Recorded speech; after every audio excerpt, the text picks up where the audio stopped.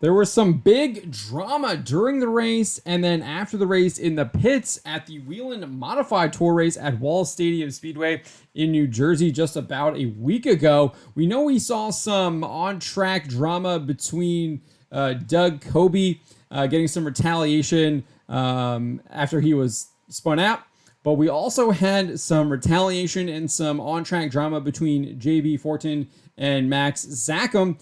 Zachem decided to spin Fortin out during a caution flag, and then after they got into the pits, seemingly a melee broke out, and we have some penalties being issued here. But before we get to these penalties, let's actually take a look at what happened on the track here. This is from a Facebook user who was there at Wall Stadium because Flo didn't really cover this. So let's look at this here. You can see Zachem just kind of hits him right there in the left rear, spins him out, spins his own car out. Fortin then comes down the track.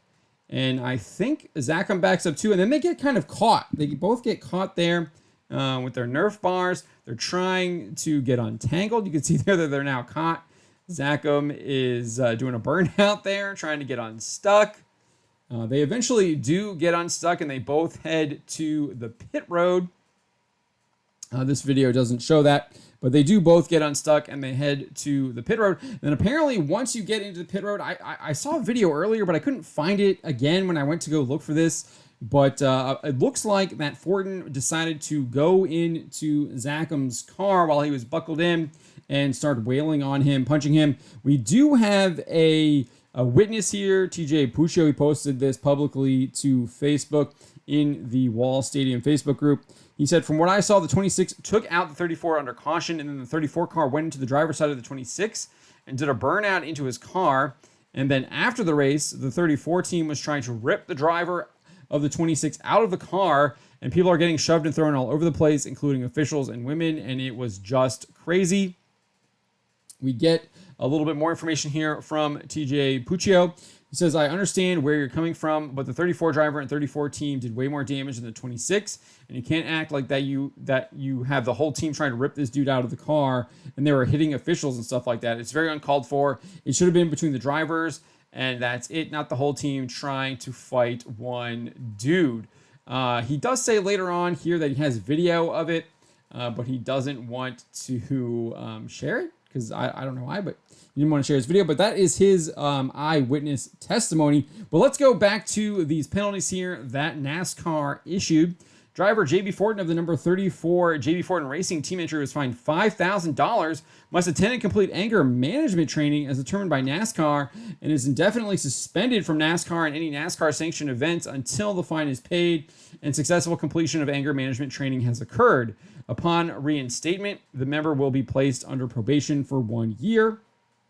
We then get these rule infractions, 12.81 member conduct guidelines, disparaging the sport and or NASCAR leadership, verbal abuse of a NASCAR official, media members, fans, etc., physical confrontation with a NASCAR official, media members, fans, etc., member-to-member confrontations with physical violence and other violent manifestations such as significant threats and or abuse and or endangerment, actions by a NASCAR member that NASCAR finds to be detrimental to stock car racing or NASCAR.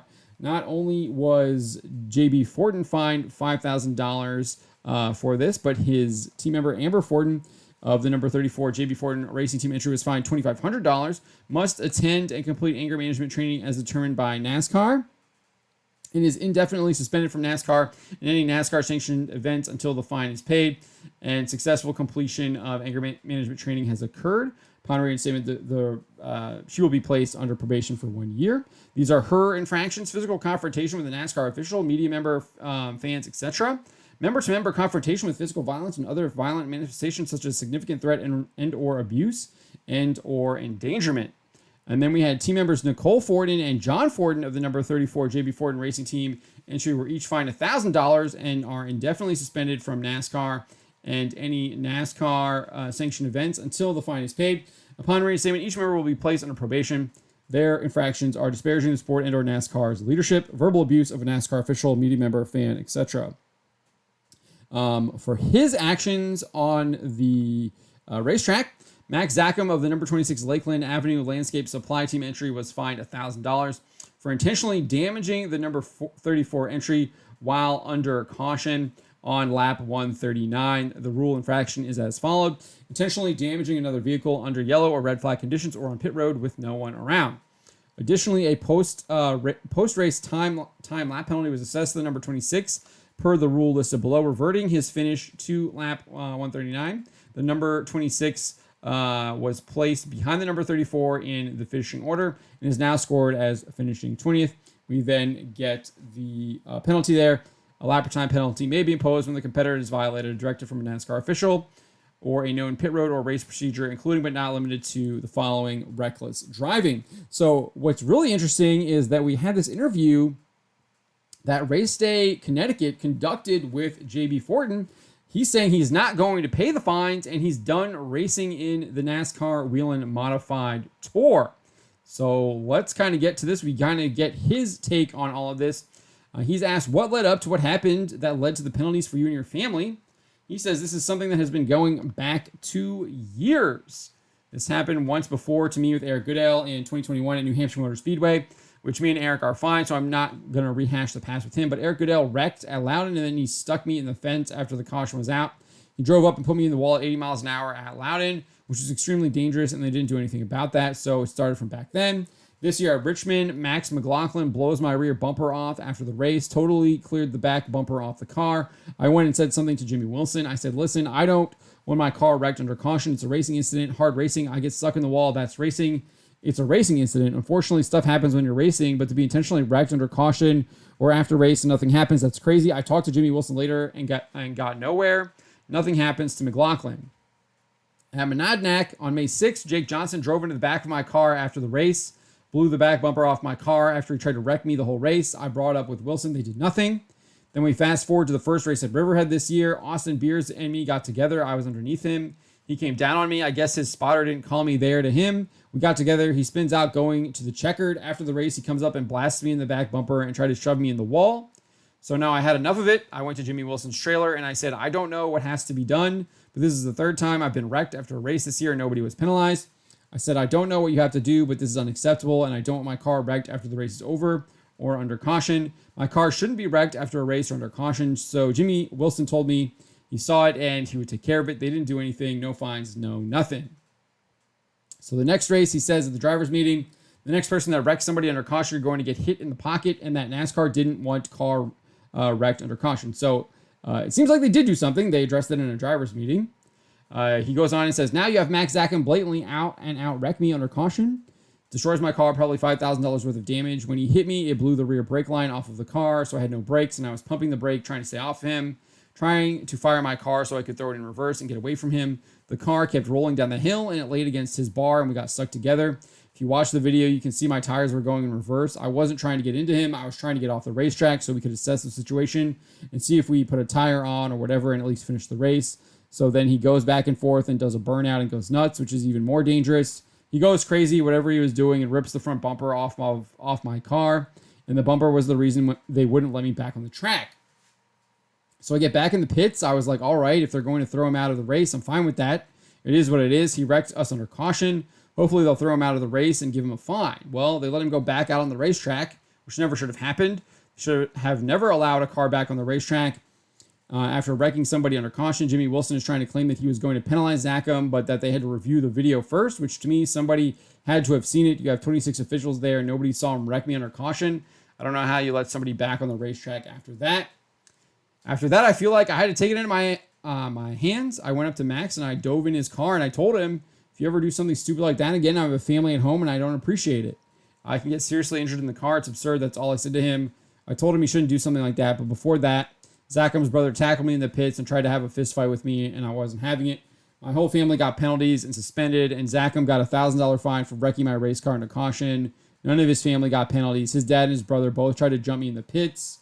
Nothing for them, though.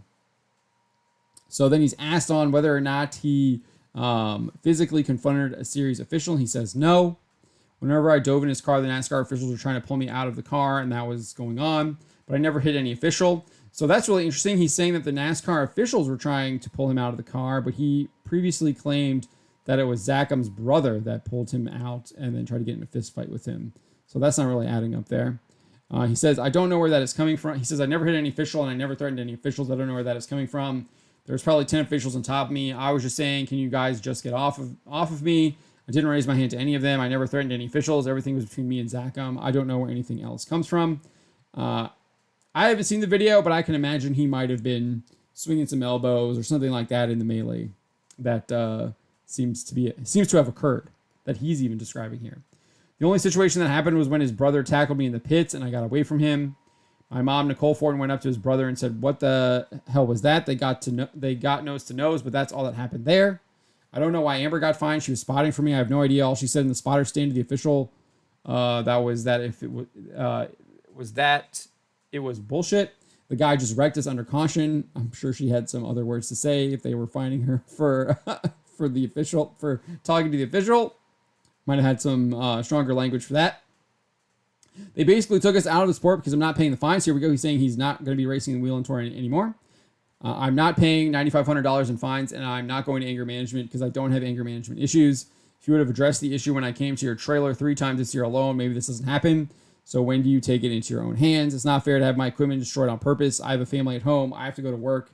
It's not fair to drive over the side of my car under caution. There's no room in this sport for that. Right now, I'm done. If they take away the fines for my family or reduce the fines to something fair and take away the anger management, we would probably go back. But it's just not fair what they're doing to us. So that is JB Fortin's side of the story.